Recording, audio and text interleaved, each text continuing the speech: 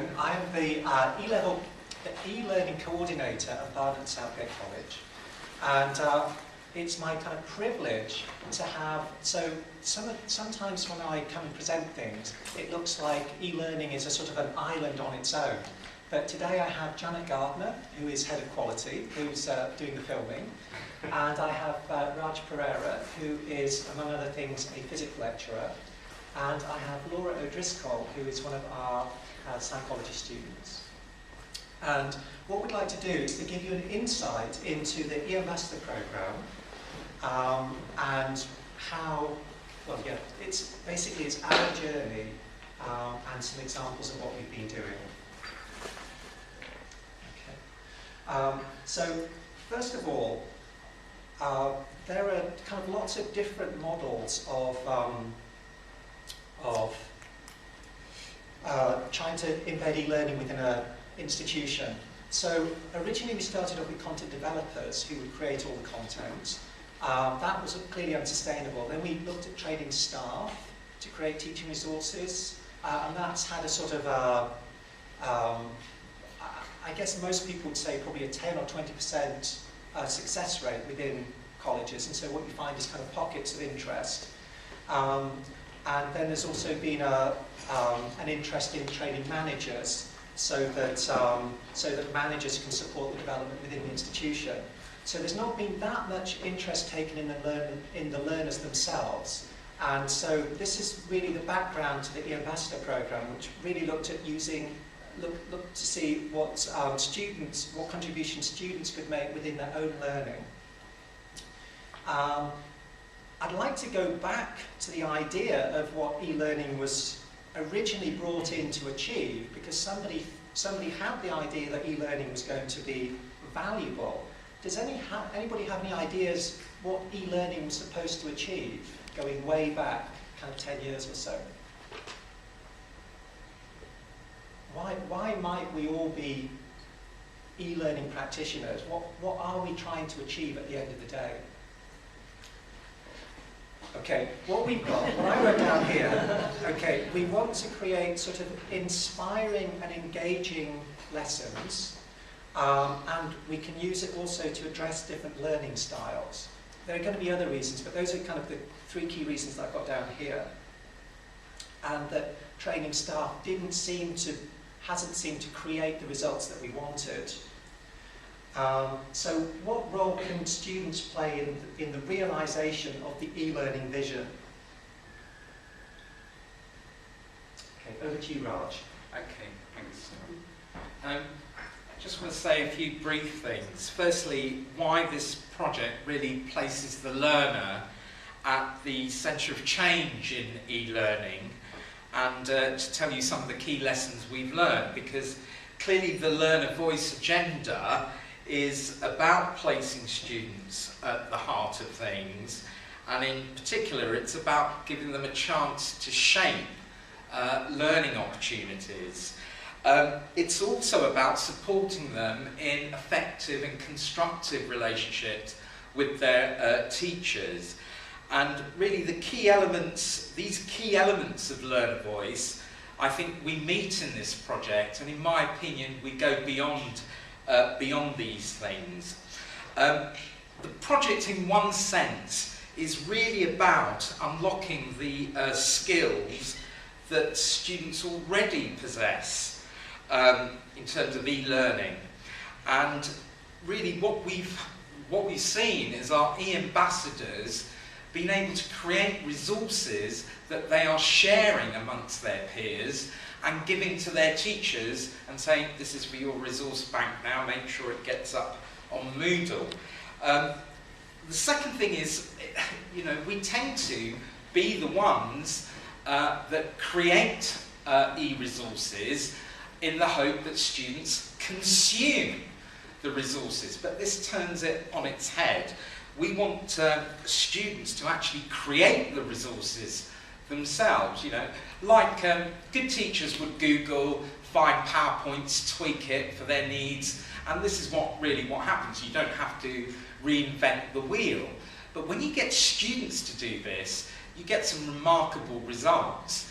I was at one staff development day. I showed a video clip of something that they could use in their lessons that engage their learners, and it was all hands up, oh, how do I do this, how do I do that, and so on from staff.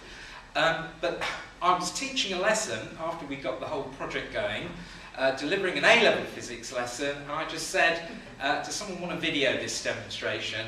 One student said, yeah.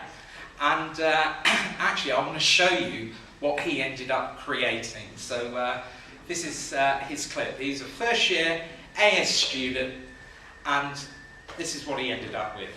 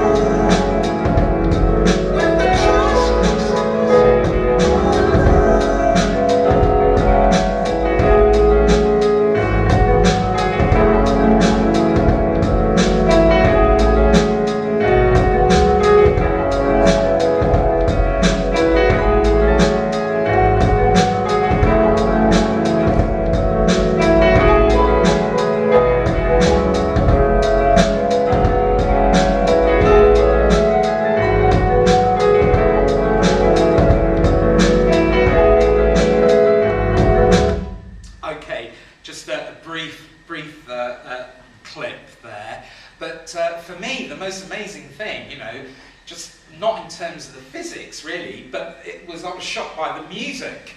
That I was taken aback that he had gone to that that detail and that care and attention to creating this resource.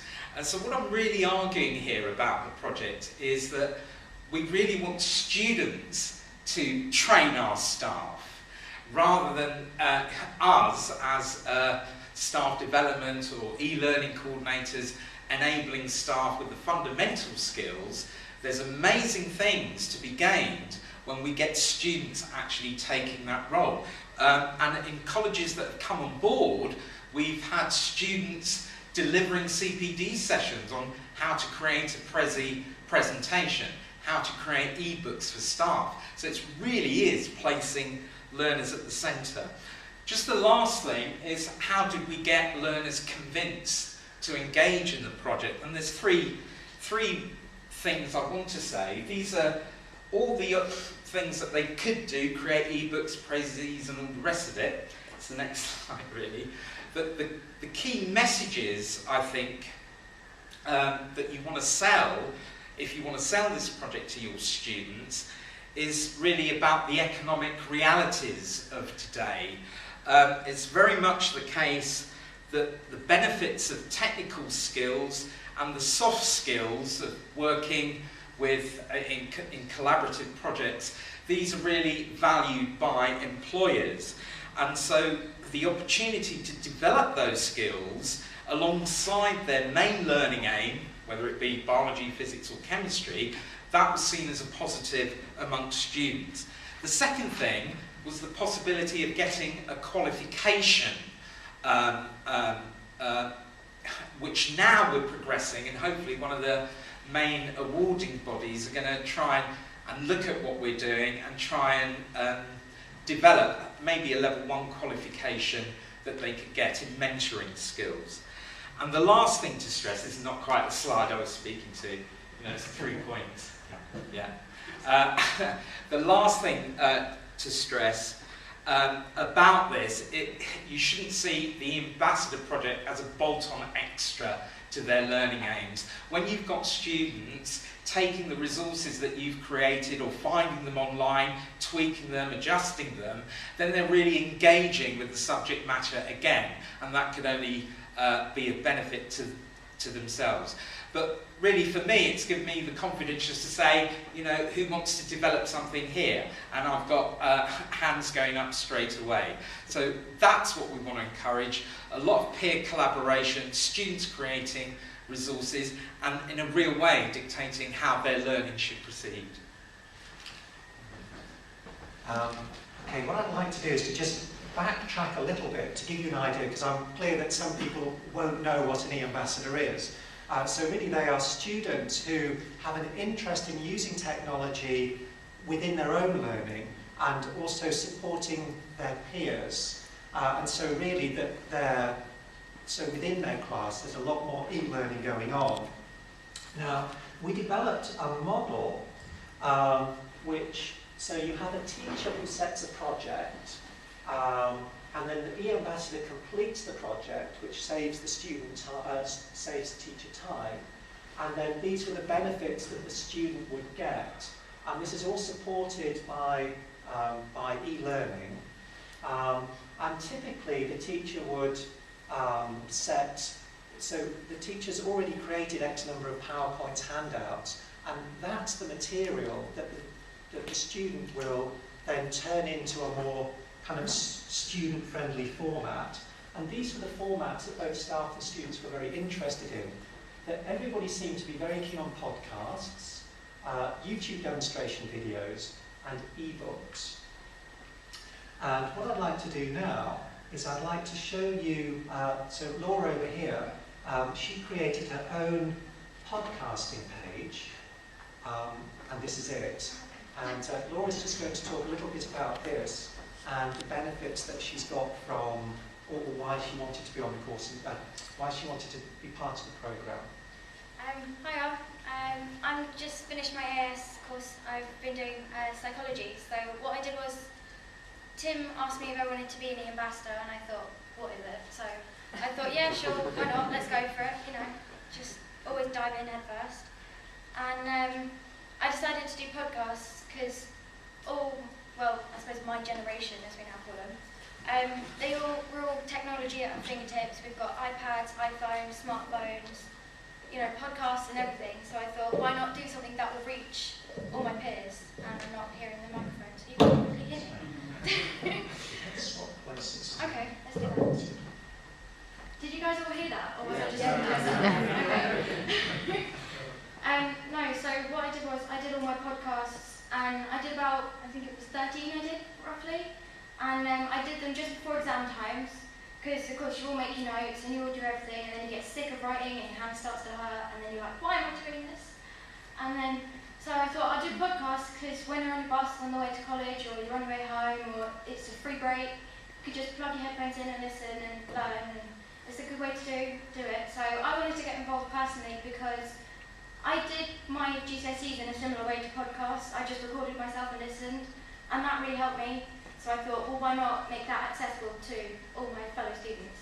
So obviously, only in psychology though, it's not going to be helpful to anyone else.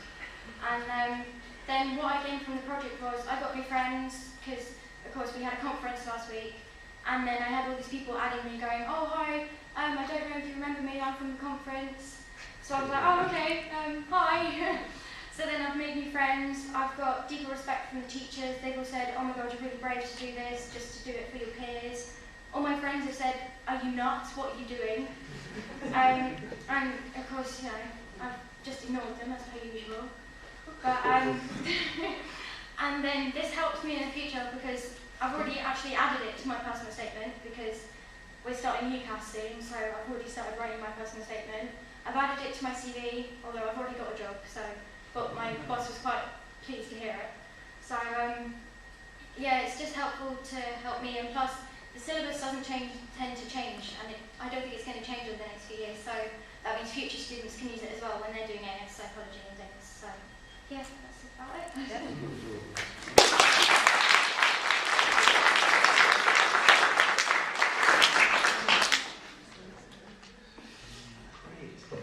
So what next?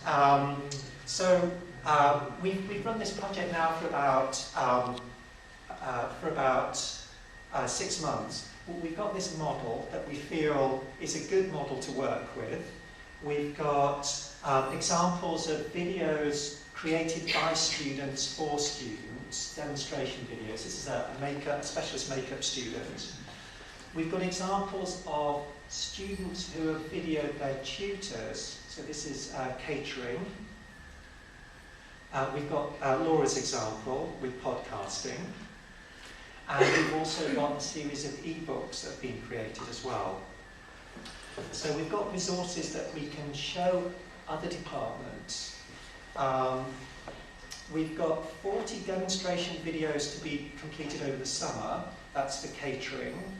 Travel and Tourism have just created, in the process of creating podcasts for Barnet Museum, and Specialist Makeup are going to create their own YouTube channel and to continue to create these demonstration videos.